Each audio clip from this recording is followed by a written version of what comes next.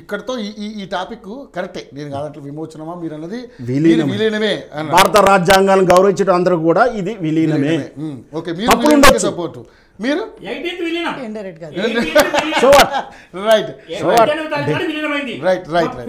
స్వతంత్రం అయితే 14th August చేయలేం కదా. 14th August Pakistan independence, 15th August చేయాలి.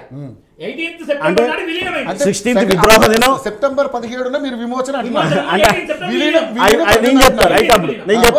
విమోచన మీరు జరుపుకోండి, విలీనం వాళ్ళు జరుపుకుంటారు. విద్రోహ దినం ఎప్పుడు చెప్తారు? 16 చెప్దామా, 19 చెప్దామా? సార్ మేము ఒకటే అంటున్నాం, కనీసం కమ్యూనిస్ట్ వాళ్ళదైనా పాత్ర ఉంది, కానీ మీ పాత్ర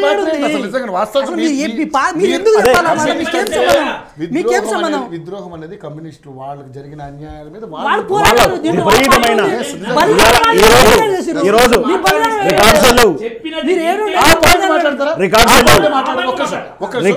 ఎంతమంది చనిపోయారని ఆ పాయింట్ మాట్లాడండి. తర్వాత వీళ్ళు అబ్జెక్షన్స్ ఏమని చెప్తారు, మీరు చెప్పండి, ఆ పాయింట్ చెప్పండి.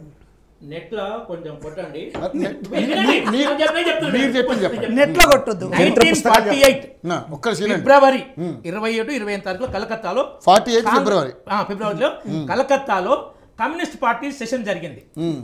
ఆ కమ్యూనిస్ట్ పార్టీలో ఎన్టీ రణదీవే మన రణదీవే జనరల్ సెక్రటరీ కమ్యూనిస్ట్ పార్టీ. అప్పుడు సిపిఎం సపరేట్ లేదు, 64లో చీలిపోయింది కమ్యూనిస్ట్ పార్టీ. అప్పటి ఒకటే కమ్యూనిస్ట్ పార్టీ. అందులో నిర్ణయం ఒక రెజల్యూషన్ పాస్ చేశారు. మన భారతదేశానికి స్వతంత్రం రాలేదు, నెహ్రూది బూర్జువా ప్రభుత్వము, ప్రజలను మనల్ని ఆయుధాలతో తిరుగుబాటు చేసి కమ్యూనిస్ట్ ప్రభుత్వం ఏర్పాటు చేయమని కోరుతున్నానని తీర్మానం చేశారు. భారతదేశ నెహ్రూ ప్రభుత్వ కేంద్ర ప్రభుత్వానికి వ్యతిరేకంగా సాయుధ పోరాటం చేశారు. తెలంగాణ సాయుధ రైతాంగ పోరాటం వేరు, కమ్యూనిస్ట్ టోటల్ సాయుధ పోరాటం వేరు. తెలంగాణ సాయుధ రైతాంగ ఇందాక నుంచి ఆయన అదే పాయింట్ తెలంగాణ రైతు సాయుధ రైతాంగ పోరాటంలో ఎవరున్నారు? ఎక్కడున్నారు? ఇప్పుడు నేను చెప్తున్నా, సాయుధ పోరాటం కమ్యూనిస్ట్ చేసింది భారతదేశ ప్రభుత్వానికి వ్యతిరేకంగా, భారత సైన్యానికి వ్యతిరేకంగా. అందుకే అరెస్ట్ చేశారు, అందుకే చంపారు.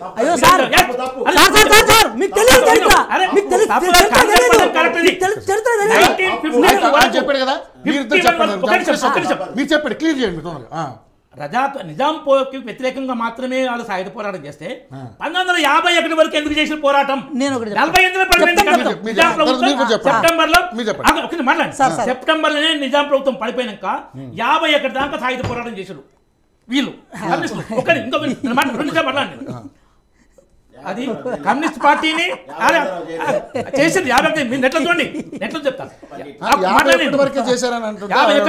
51లో ముగించారు. అప్పటికే అణిగిపోయింది, అది ఉద్యమం అణిగిపోయింది. ఇక కాల్ ఆఫ్ చేశారు. ఇక 1948 ఫిబ్రవరి వరకు నిజాంను వ్యతిరేకించారు.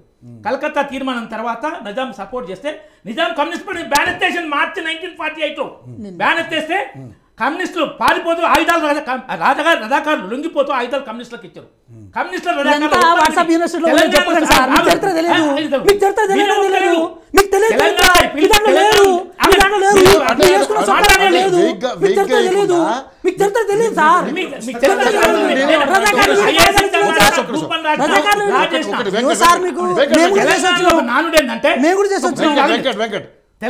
ఒక మాట, మీరు ఐఎస్ రాశారు కదా, గ్రూప్ 1 రాశారు. నేను మీకు స్ట్రైట్గా ఒక క్వశ్చన్ అడుగుతున్నాను. మీరు చెప్పిన చరిత్ర ఏదైతే ఉందో కమ్యూనిస్ట్ స్టార్ట్ చేసింది, అది 1948లో నుంచి స్టార్ట్ అయిందని చెప్పి మీరు చదువుకున్న బుక్లో ఉందా? చెప్పండి మరి. ఈ బుక్ అని కాదు, నేను తర్వాత నెట్ ద్వారా ఎంత ఇప్పుడు ఆయన అడిగే చెప్తా.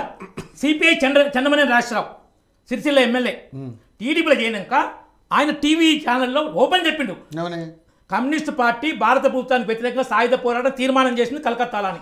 అది సార్ మేమేమంటున్నాం, టీవీ ఛానల్లో ఓపెన్ చెప్పి ఆయన సార్ ఒక్క నిమిషం. పశ్చిమ బెంగాల్, తెలంగాణ కాల్చిపడేసారు. పశ్చిమ బెంగాల్లో అట్లా చేసారు, వాళ్ళు ఎక్కడ కేరళలో చేసారు. మీరు అయిపోయింది కదా వెంకట్, మీ వర్షన్ చెప్పండి. ఎందుకంటే ఆయన మాట్లాడి మీరు రాంగ్ అన్నారు. శ్రావణ్ గారు మీరు కూడా అన్నారు. మీరు చెప్పండి. నేను చెప్తున్నా సార్, లేడీ మూడు పాటలు ఎవరు ఫోటోలు అవి తప్ప మీకేం తెలుసు కానీ మీకు ఇంకా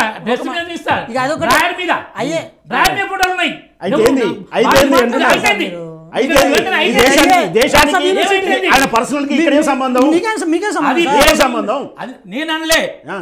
ఎవరంటున్నారు? ఆ రిలేషన్ దేశ విభజన కారణం. ఆయన మాట్లాడుతున్నారు. దేశ విభజనకు అది కాదు కారణం. దేశ విభజనకు అది కాదు. అది 30 ఏళ్ళు దాన్ని ఆపాడు, సీల్ చేశాడు. రామరెడ్డి గారు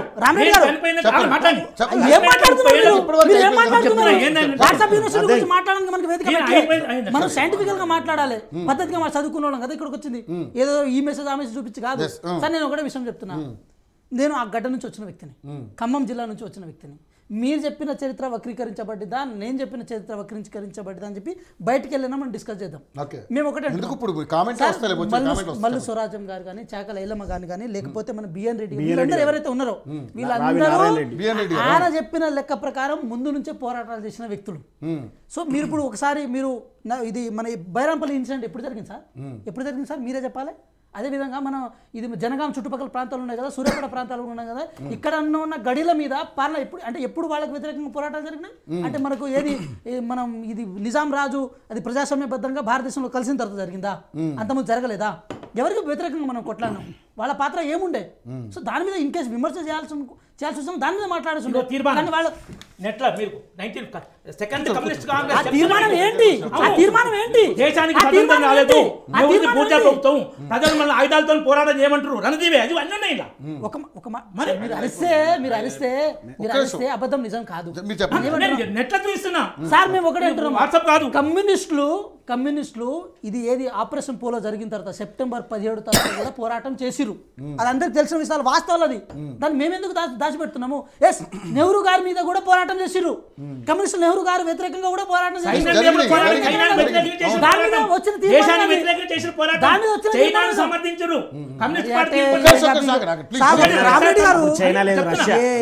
రష్యా యూనియన్ అది మీకు ఏమి వారికి కొంచెం ఆగమని చెప్పండి. సార్ విషయం ఏంటంటే కమ్యూనిస్టులు ఎప్పటికీ పోరాటం చేస్తూనే ఉన్నారు, ఇప్పటికే చేస్తూనే ఉన్నారు. దాన్ని మనం ఇది చేయడానికి లేదు. కానీ నా స్టేట్ క్వశ్చన్ ఒక్కటే, వాళ్ళ పోరాటం ఉందా లేదా అని చెప్పి డిసైడ్ చేసే అర్హత మీకు లేదు. కానీ మీది ఉందా లేదా అని చెప్పి ప్రయత్నం చేయండి. మీ పాత్ర ఏంటనేది ప్రయత్నం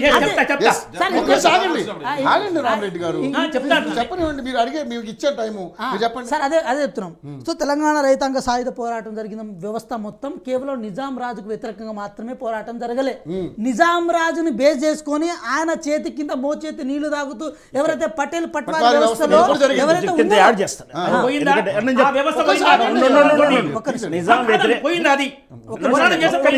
నిజాం వ్యతిరేకంగా జరుగుతుంది 18 జిల్లాలో జరగలే, 18 జిల్లాల పోరాటం జరగలే, కొంత ప్రాంతంలో జరిగింది.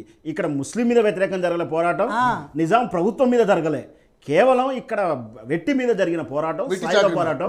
ఇంకొకటి చిన్న పాయింట్, కేవలం ఈ నల్గొండ జనగామ ప్రాంతంలో మాత్రమే భూస్వామ్య గల జమీందారులు మాత్రం ఇక్కడ మాత్రం లేరు. అక్కడ కర్ణాటక తీసుకున్నా, మహారాష్ట్ర తీసుకున్నా మొత్తం ఎంతో అంత ఎక్కువ ఉండొచ్చు లేదా తక్కువ ఎంతో కొంత ఉంది. ఓకే, అంటే ఇక్కడ జరిగిన చరిత్రలో ఇది ఉంది నిజం. వక్రీకరణ చేయకండి. అక్కడ జరిగింది అక్కడ పోరాటం. ఇక్కడ ఈ దేశంలో అనిశ్చిత పరిస్థితులను, దేశవ్యాప్తంగా ఉన్న అనిశ్చిత పరిస్థితులను, రాజకీయంగా ఉన్నటువంటి పరిస్థితులను కూడుకొని అప్పుడు జరిగింది ఆపరేషన్ పోలో. Operation polo. ఇంకొకటి, దేశం మీద జరగలేదు కాబట్టి దాని పోలీస్ యాక్షన్ ఏదో పేరు పెట్టారు కాదు. ఈ దేశం వేరు, ఆ దేశం వేరు, ఖచ్చితంగా మిలిటరీ యాక్షన్. కాకపోతే అప్పుడున్నటువంటి ఒడంబడిక ప్రపంచ అంటే మన ఐక్యరాజ్య సమితి వరకు ఒక దేశం మీద యుద్ధం దాడి చేయొద్దన్న కండిషన్, దేశం ఏర్పడుతున్నప్పుడు ఉన్నటువంటి పరిస్థితుల ప్రకారం కూడా దాడి చేసే ప్రయత్నం కానీ, దాడి చేస్తున్నామన్న ఒక ఆలోచన కానీ రాకూడదు. ఇట్లా జరిగితే బాగోదు అని ఆపరేషన్ పోలీస్ యాక్షన్ పేరు మార్చుకున్నారు.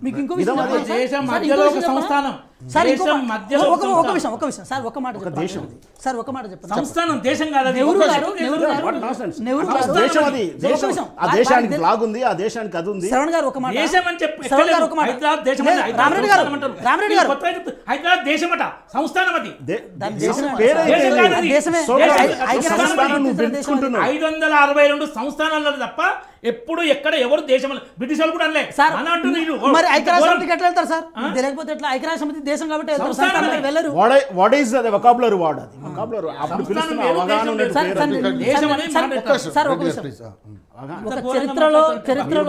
చరిత్రలో దాగి ఉన్న ఒక గొప్ప విషయం ఏంటంటే మనం ఒప్పుకున్నా ఒప్పుకోకపోయినా భూదాన ఉద్యమం జరిగింది ఇక్కడ నుంచే స్టార్ట్. ఇక్కడ నుంచే కదా. ఎస్, ఎందుకు జరిగిందంటే అది కూడా ఎక్కడ నుంచి?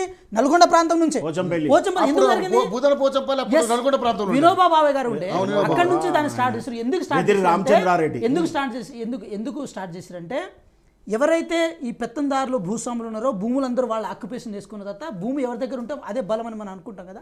అది ఎప్పుడైతే జరిగిందో మీరు ఒకటి గమనించండి, మీకు ల్యాండ్ రిఫార్మ్స్ నెహ్రూ గారు తీసుకోవడానికి కూడా ప్రధాన మూల కారణం ఇక్కడ నుంచే తీసుకున్నారు.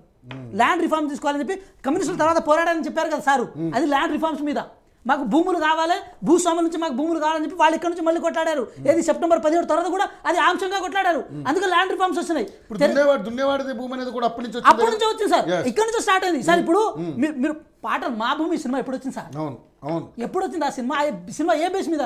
చుట్టుముట్టు హైదరాబాద్ నట్ట నడుమ నల్లగొండ సార్. అది ఎట్లా అంటే మేమేమన్నా అంటే పోరాటం జరిగే విధానం ఇప్పటికీ ఆ గడులో పోరాటాలు ఇప్పుడు గద్దెలు ఉంటాయి సార్. ప్రతి ఊర్లో గద్దెలు ఉంటాయి. గద్దె మీద డేట్ ఉంటుంది.